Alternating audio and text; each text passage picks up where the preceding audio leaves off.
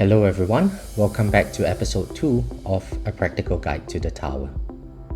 In today's episode, we would be taking a deeper dive into understanding ultimate weapon economy for early and mid-game players.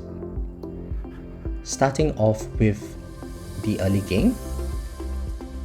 At this stage of progression, the typical player would have unlocked Golden Tower, Death Wave, and Black Hole. And as you can see, at the base levels, each ultimate weapon does not really do very much. For Golden Tower, we start off with a multiplier of 5 times, duration of 15 seconds, and a cooldown of 300 seconds. For Death Wave, we have a multiplier of damage of 2 times, a quantity of 1 Death Wave count, and 300 seconds cooldown. And for Black Hole, it's a 30-meter range with 15-second duration and 200 seconds cooldown. Now at this stage, given how weak the ultimate weapons are at base level, the objective of the player should be to obtain a natural sync. Naturally, if we were to just do some arithmetic on the cooldowns, the 3 ultimate weapons have a natural sync where we have 3 Black Hole activations for every 2 Golden Tower and Death Wave activations at their base levels. Now at this point, if the player has a Multiverse Nexus, whatever the rank is, it is a decent module to equip just to obtain a natural 1-to-1 sync with Black Hole, Death Wave, and Golden Tower. Now the first breakpoint that the player should try to obtain at this stage is to try to bring Golden Tower and Death Wave cooldowns down to 200 seconds. So I've written down the stone cost requirements.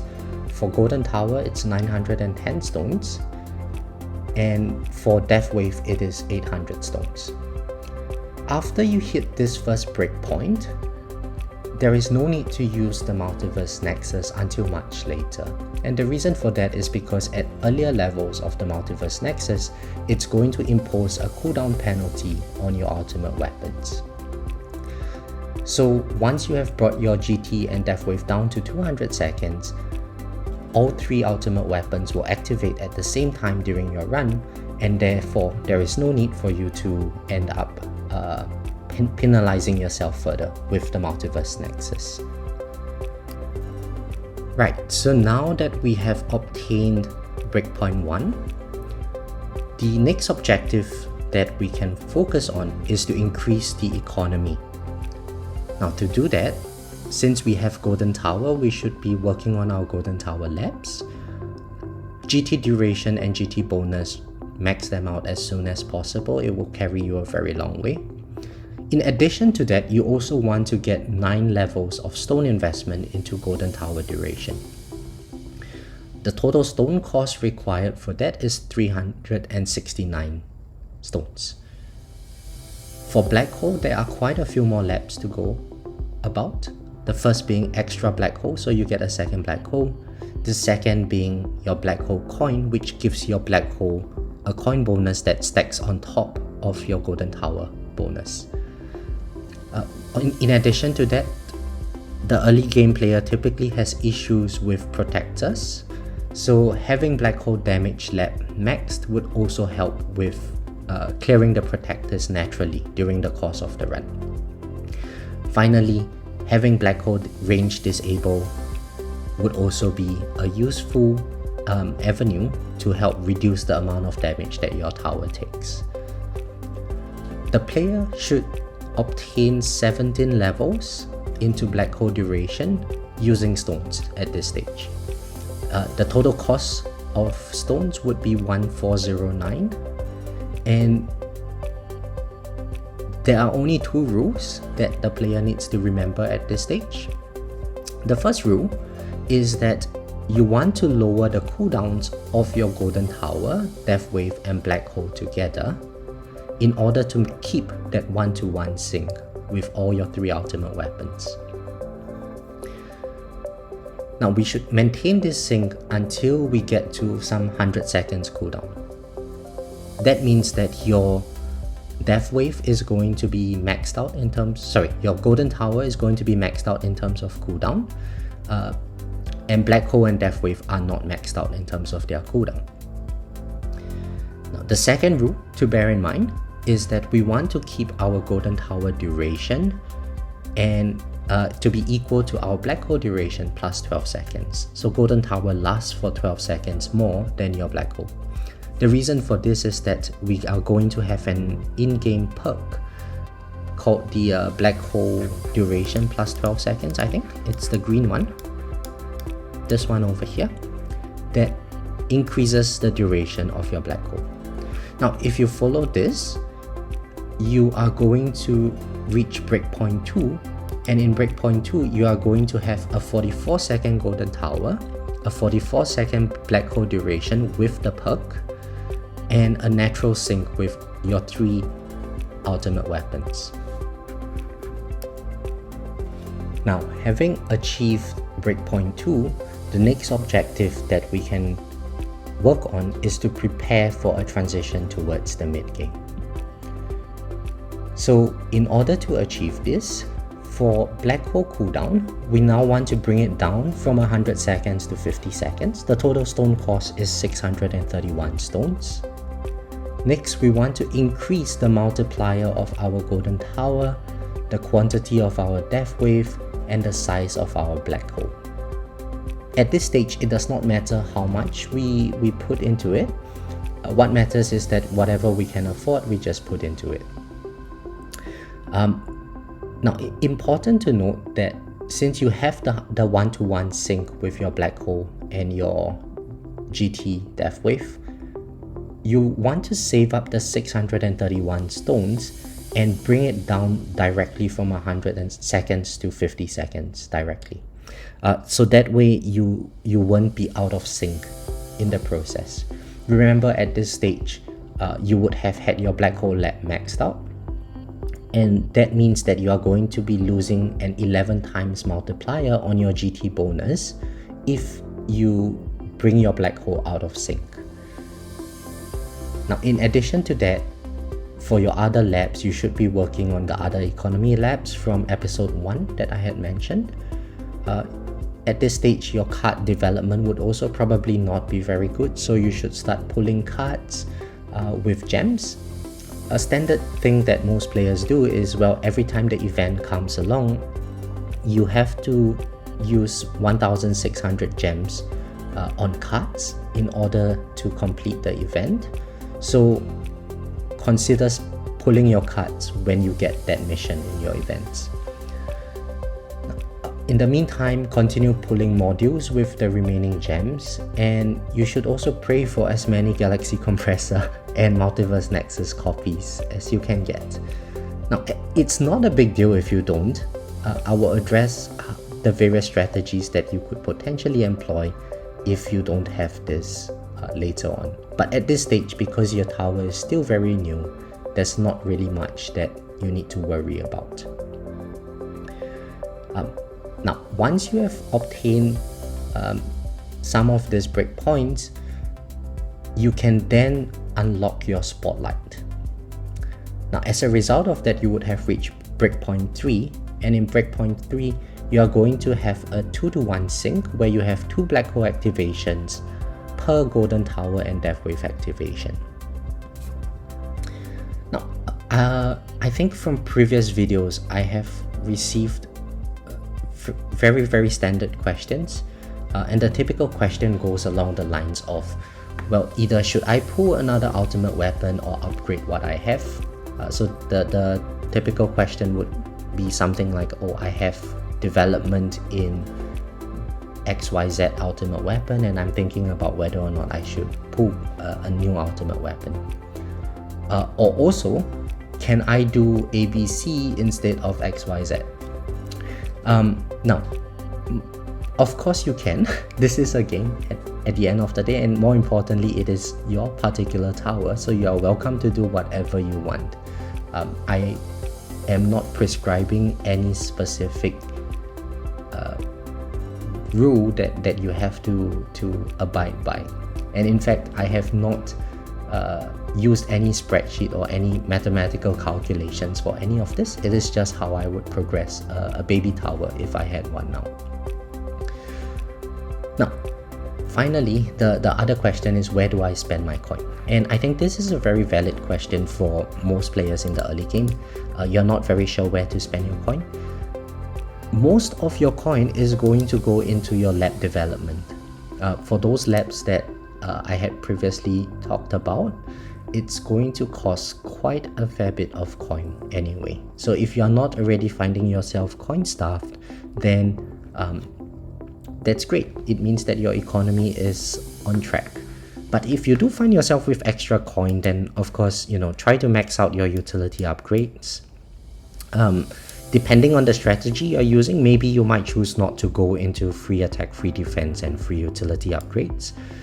But at this stage, and the purpose of this video is not so much to talk about a farming strategy, but rather just the overall strategy on economy and how you can go about developing your economy.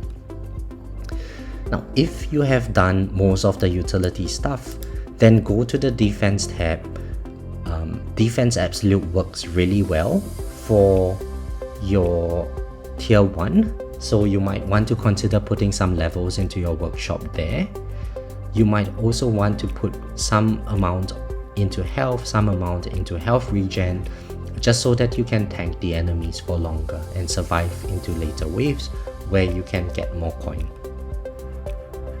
If you still find yourself having a lot of coin, then damage also has quite a lot of levels to upgrade into, and just start unlocking your workshops in general. So this would be a good place to spend the coin for the early game. Now at this stage, for the early game player, because you have already obtained Black Hole, Golden Tower, Death Wave, and also your Spotlight, then you can proudly call yourself a mid-game player. Now, I think from previous videos, I have received very standard questions, and the typical question goes along the lines of, well, either should I pull another ultimate weapon or upgrade what I have? So the typical question would be something like, oh, I have development in XYZ ultimate weapon, and I'm thinking about whether or not I should pull a new ultimate weapon. Or also, can I do ABC instead of XYZ? Now, of course you can. This is a game at the end of the day, and more importantly, it is your particular tower, so you are welcome to do whatever you want. I am not prescribing any specific rule that you have to abide by. And in fact, I have not used any spreadsheet or any mathematical calculations for any of this. It is just how I would progress a baby tower if I had one now. Now, finally, the other question is, where do I spend my coin? And I think this is a very valid question for most players in the early game. You're not very sure where to spend your coin. Most of your coin is going to go into your lab development.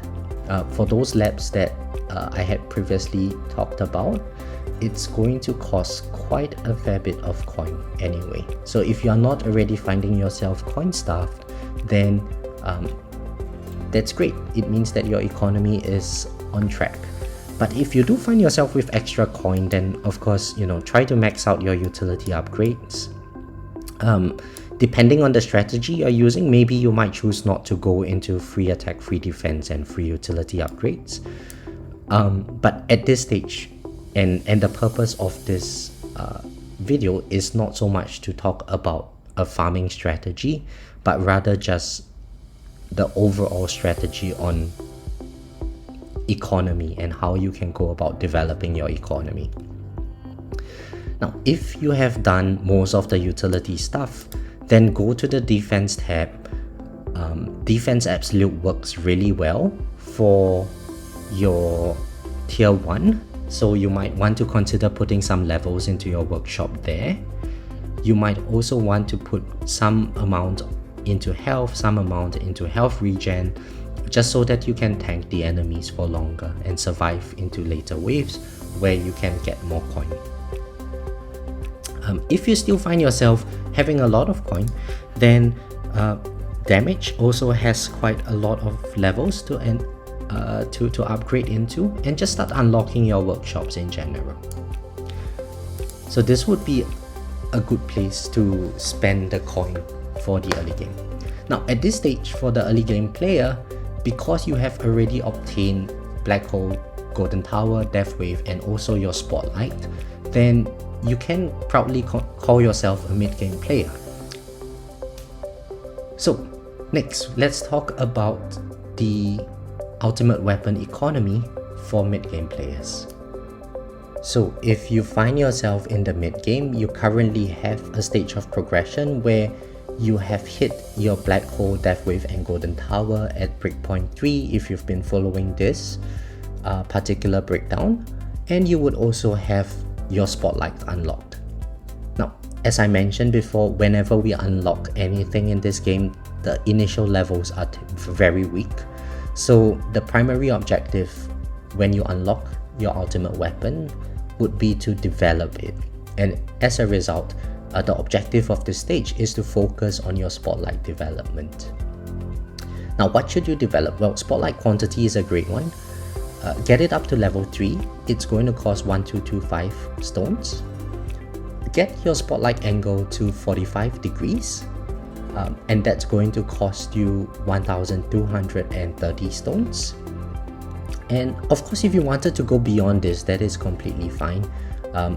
As the series is titled A Practical Guide, it's I don't want to prescribe something like max out the entire Spotlight angle. But if you get your Spotlight angle to 45 degrees with a quantity of 3, eventually when you roll an ancestral substat into your Spotlight angle, you are going to get 60 degrees with 3 quantity. That's going to give you 50% coverage over your entire screen, which means that realistically speaking, at any single point in time, one black hole is completely covered by a Spotlight, and so you can benefit from the Spotlight coin bonus. Now, in addition to that, you probably also want to get your Death Wave quantity to max. The total stone cost requirement for that would be 2,950 stones. Golden Tower multiplier and black hole size are also good upgrades wherever you can afford. And for your labs, you would want to focus on your Spotlight coin bonus and finish up your other economy labs. Now for your workshops at this stage, you would have typically unlocked your enemy level skips. So work on getting 400 into enemy health level skips and 400 into enemy attack level skips. In addition to this, if you have a Multiverse Nexus at Mythic, there is no longer going to be a penalty to your cooldowns, which means that given that your black hole is now at a lower cooldown than 100 seconds, on average it's going to pull down your ultimate weapon activation cooldowns. As a result of that, you might want to consider equipping your Multiverse Nexus if you have it at Mythic, just because you no longer incur the cooldown penalty. But this is conditional on you being able to survive the shotguns, because what's going to happen is when your black hole falls, the enemies that are in your black hole are just going to surge forward to your tower, and your tower will take a bursty amount of damage. Now, if your tower can survive this, then that is great. Equip the Multiverse Nexus. If you can't, then hopefully you have a Galaxy Compressor and you can equip it so that you can maintain a permanent uptime on your black hole. So it's actually not difficult to maintain permanent black hole without the use of Multiverse Nexus. As mentioned before, we are going to have 32 seconds of black hole duration at base level, plus the perk that is 44 seconds out of 50 seconds. So even if we had just a very basic galaxy compressor equipped, it's typically going to be enough to sustain the permanent status of your black hole. So at this stage, I think we can call this stage Breakpoint 4, and this is the stage where I guess the general player would be ready to dabble with damage and ready to dabble with crowd control. So other mid-game considerations that you might want to think about is how to go about spending your gems and what you could potentially do if you have variants of Galaxy Compressor or Multiverse Nexus. So starting off with the gems, you should be looking at increasing your card slots at this stage, because at some point you are going to be working on card masteries, and at least where I'm at currently with 24 slots, it's not enough for me. So I do need to unlock at least one more slot so that I can eventually slot in range. But because of the power of card masteries, you do want quite a lot of card slots. So yeah, start unlocking your card slots to a point where you feel comfortable enough with your current build, and then continue pulling your cards if you haven't already maxed them out, following the 1600 per event rule. But really you want to focus everything else in your gems into module pools. And the reason for that is because module is a gacha element of this game, and it's extremely painful to get your modules up to ancestral level. Even at where I'm at, you can see that I still have Pulsar Harvester, Black Hole Digester, and Negative Mass Projector that are not at ancestral level. And I must have pulled, I'm pretty sure I've pulled over 100,000 gems worth of module pools. So yeah, it's going to be a painful process, but it's a process that everyone goes through. I wish you very good luck when you are doing your module pools. Okay, the second mid-game consideration is what happens if you have Ancestral Galaxy Compressor and Ancestral Multiverse Nexus. Then you hit the jackpot. So if you have those two modules and you have reached Breakpoint 4, you are actually ready to work on a transition out of the mid-game. So what you would want then is to have your Galaxy Compressor and roll for the following items. So start by rolling for Package Chance. This should be your top priority. Most likely at this stage you are going to be running an EHP build, so your second priority would be to roll for enemy attack level skips. Thereafter, focus on enemy health level skips. And the reason for that is because you want to be able to kill the enemies at some point as you transition out of an EHP build. And after that, go for coins per kill. So I would think enemy health level skips and coins per kill, that can be priority number 3. But if I had to choose, I would choose for the enemy health level skips. Now, for your Multiverse Nexus, if it's already at ancestral level, roll for your Golden Tower cooldown and your Death Wave cooldown as the top priority. What these two ancestral substats do is that if you are at Breakpoint 4 and you have these two ancestral substats, you are going to be able to achieve permanent Golden Tower and permanent Black Hole running Ancestral Galaxy Compressor and Ancestral Multiverse Nexus. So that is going to offer you a lot of control over the enemies. Thereafter, because you are going to not have permanent uptime on your Death Wave, you want to increase your quantity towards maximum by rolling the +3 quantity on your Death Wave. After that, roll for the Spotlight Angle, and finally, if you have another slot for it, go for Golden Tower duration.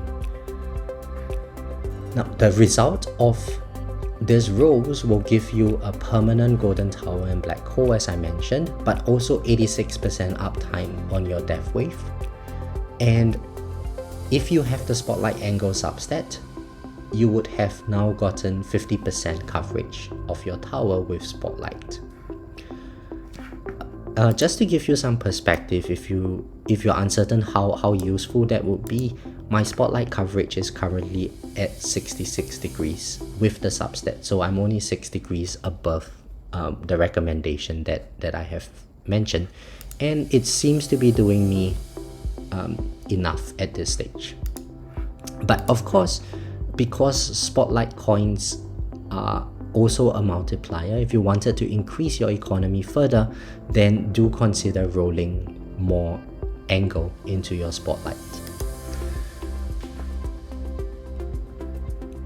Okay, now the consideration number 3 is what happens if you do not have a galaxy compressor. Well, that's it's mostly based on luck. Everyone's tower is a bit different in that regard, but if you are finding yourself getting shotgunned, then one thing you could consider doing is to lower your death wave cooldown so that it brings down the overall average of your ultimate weapons, and hopefully that would give you enough to work with by using Galaxy Compressor at mythic level. Fiddle around with the Multiverse Nexus calculator. At this stage in the mid game, you should have no issue figuring out what you need best. If, however, you find that you are not getting yourself shotgun, then what you consider doing is to use Black Hole Digester and also use Golden Bot and sync it at let's say 65 seconds. So why 65 seconds? Well, I'm assuming that you have Ancestral Multiverse Nexus.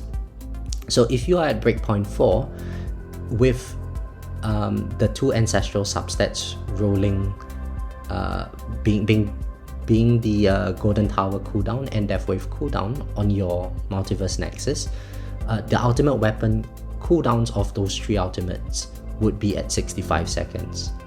So then if you sync your Golden Bot at 65 seconds for its cooldown, all of these activations are going to happen together, and from what I heard, it's going to be quite a good amount of coin. Now, assuming that you have a Galaxy Compressor but you don't have a Multiverse Nexus, then it is not a big deal. You just have to work with a 2 Black Hole activation to 1 Golden Tower and Death Wave activation sync, and it should work just fine for you. Now, if you don't have both Galaxy Compressor and Multiverse Nexus, that is very, very unlikely, so I'm not going to consider that situation. But if you do find yourself in that situation, I guess pull more gems. Pull more modules with your gems. There is a website for that. Okay, so finally, the mid-game frequently asked questions that I get are, well, number one, which ultimate weapons to develop. So after you have hit Breakpoint 4, it's actually a good idea to start dabbling a little bit with damage and a little bit with crowd control.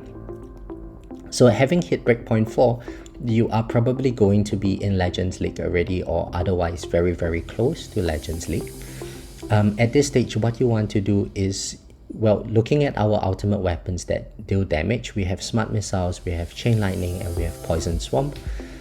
Of these three, pick one or two and develop them a bit further. Oh, I just died. So what you want to do with this ultimate weapons would be, well, if you just based on raw damage alone, Chain Lightning is a very cheap and decent ultimate weapon to go for. Poison Swamp and Smart Missiles do have quite a lot of labs to develop, and especially for Smart Missiles, even though it deals very good priority damage, there are quite a lot of stone requirements for it. So between the three, if it's if your path that you would like to choose is the most economical one, then chain lightning damage is going to be quite a good investment to choose from. Now, I've seen some people go for like 1,000, 2,000 times damage multiplier on your chain lightning. It's not that it's bad, it's just that there are other avenues to develop if you were to go down that route. Remember, at the end of the day, there are a lot of synergies between our ultimate weapons. For instance, chain lightning does provide the shock amplifier, which amplifies other ultimate weapon damage on the enemy. So if you were to go down so heavily into the investment into your chain lightning, you might see some added benefit by instead diverting some of the stones into, say, smart missiles or poison swamp, so that the enemies get damage from multiple sources, and it's going to be a much cheaper alternative for you overall. Just to give you some perspective, at my level, I am currently sitting at about 900 times on my chain lightning multiplier, and I kind of wish I didn't take that one last level. So I think for a start, getting it to about 200 times multiplier, that should be more than enough, and then you can slowly work on it.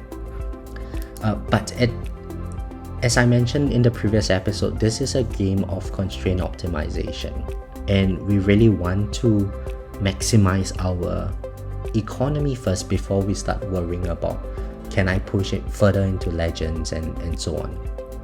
With a solid foundation, you will naturally find that your tower is going to progress very steadily, even though it might be slightly slower.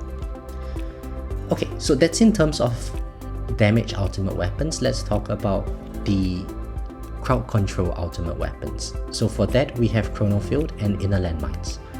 Now, the typical Champions League tournament is going, at the top players there are going to do something like 1,400 waves in Champions, and that should be enough to bring you into Legends at the moment. And what you would find is that most players, when they enter into Legends tournament, within 100-ish waves, they die, and they get hit back down into Champions League again. So the way to get out of this situation is to focus on your Chrono Field. And the reason for that is because enemy speed in Legends is a lot faster and the enemies hit a lot harder.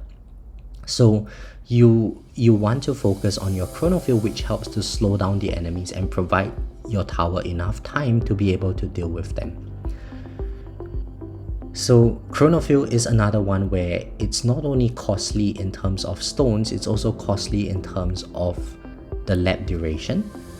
If you have it unlocked earlier on, you might want to slot in the Chrono Field duration lap and eventually work towards getting a permanent uptime on your Chrono Field. So in terms of the upgrade path for Chrono Field, duration, try to get it to 1 minute with the lap, obviously. The cooldown, get it to 1 minute as well. And for speed reduction, so here is the thing. If you have a very large amount of speed reduction on Chrono Field, but you do not have permanent uptime on your Chrono Field, what's going to happen is when your Chrono Field drops off, all the enemies that are at your tower range, they're just suddenly going to shoot forward and you're going to get shotgunned by the enemies anyway. So between the three, I would suggest going for duration and cooldown first. And what you might notice is that it doesn't provide very much in terms of the slow to the enemy. But once you have gotten your duration and cooldown, say cooldown bring it to 1 minute, duration get it to 55 seconds, so that in the game with the perk you get permanent uptime on your Chrono Field. You can then work on increasing your speed reduction. And at least for Legends, I think if you bring it to about above 50% speed reduction, you should start seeing that the enemies become more manageable. And also on the topic of speed reduction, Chrono Field speed reduction is one of those upgrades that you only see its benefit at the very later levels. So let me try to explain why that is the case. As you can see here, I currently have 75% slow on the enemies, which means that any enemy that enters my chronofuel range is moving at 1/4 the speed of what they are normally moving at. So now if I were to look at my tournament module, which is the dimension core, I have an additional 15% slow into speed reduction, which means that when I equip my tournament module, my chronofuel is actually slowing enemies by 90%. So what that means is that for the enemies that are at, say, currently at 75%, they are moving at 25% of their normal speed. And when I equip my tournament module, they move at 10% of their normal speed. It's a 2.5 times slow on the enemy. So at the higher levels, you will really see the effect of the slowdown on the enemies. But at earlier levels, you probably won't see much benefit. Based on memory, I think I only started seeing the benefits of the chronofuel slow after I got about a total of, I think, 60% slow on the enemies. And that's when I realized that I can push further into Legends Tournament because I was taking a lot less chip damage. Okay, but anyway, that I digress. That is a topic for a different time. Now, the next frequently asked question that I always get is, well, should I develop Ultimate Weapon ABC or should I unlock another Ultimate Weapon? My answer to this is that GT Plus is a game-changing stage of the player's progression because it affords card mastery. So if you had a choice of, do I want to develop something or should I go for more ultimate weapons at base level, which they don't really do much, if you can get away without the upgrading, just try to unlock as many ultimate weapons as possible, simply because it is going to allow you to get to Golden Tower Plus that much quicker.